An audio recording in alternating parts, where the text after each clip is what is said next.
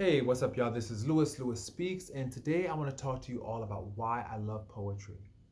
I love poetry because poetry gives you perspective, whether it be through the turn of a phrase, the turn of a page, the turn of a word or an idea. It gives you movement. You are free, you are kept, but you're also free. Poetry does keep you, it keeps you safe, it keeps you warm on those cold, bitter nights.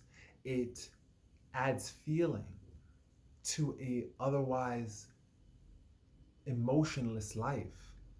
When I think about poetry and how it just transforms people, I think, unfortunately, poetry is undervalued. Like many of our arts, it's underappreciated. People don't value it. People feel like it's just expendable. It's just something that you can do without. It's more of like a luxury, you know? And like Audre Lorde says, she says, poetry is not a luxury, and it's not a luxury. You know, it is something that's a necessity. We need poetry, you know?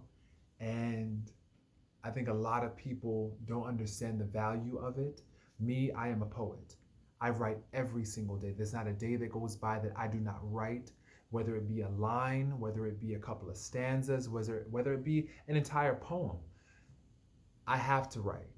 I have to write because, to be honest, when I write, I also feel like the page is listening. The page hears me, the page respects me, the page is with me. I have a relationship with the page. It's just me and blank space. And to me, that symbolizes a listening ear. A lot of times, especially in this day and age right now, we have people that don't want to hear you.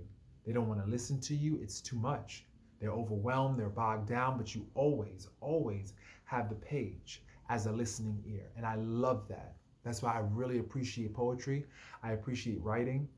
I appreciate reading because you also adopt new perspectives. When you read the work of another poet or another writer, you just see so much beauty and you feel not so alone in the world. And that's the idea, not to feel so alone in the world. We as a generation, I've noticed we have a universal loneliness right now. There is an emotional drought, a love drought.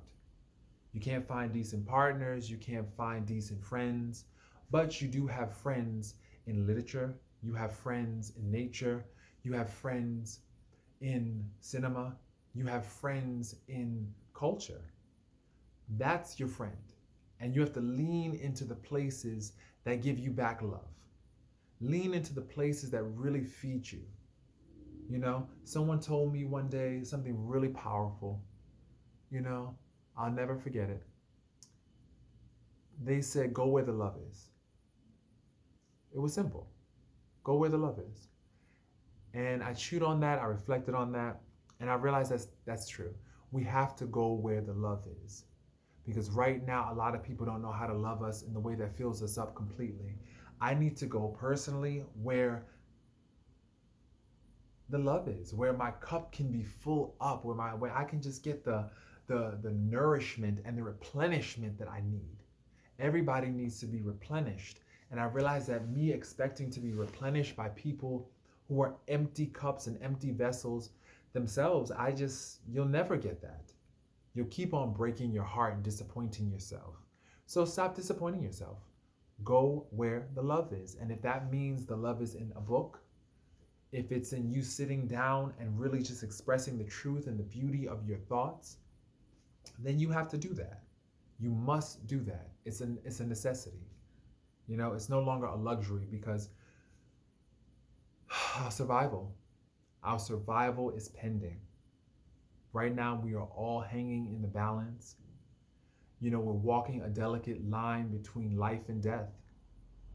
And we really need to start examining our relationships. We have to start examining our relationship to various systems, be it the family system, the government, the capitalist system. What is our relationship to all these systems? And I've been thinking a lot about these things. All these things are pretty much just circling in my mind. And when that happens, I need a moment. to sit and unpack. And that's what poetry does for me too. It allows me to unpack. It allows me to really just fully just vent and express the confusion and the complication and the entanglements in my heart. Sometimes your heart is like these wires that are just so entangled.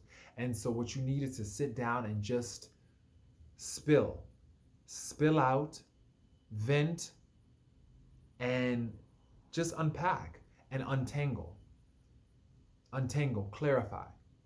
And that's what poetry does. And it's a gift. So for all those out there who don't really understand poetry, there's always a poem for you. There's going to always be a poem that specifically speaks to you. And if there's not, the beautiful thing about it is you can create one. And sometimes you have to do that.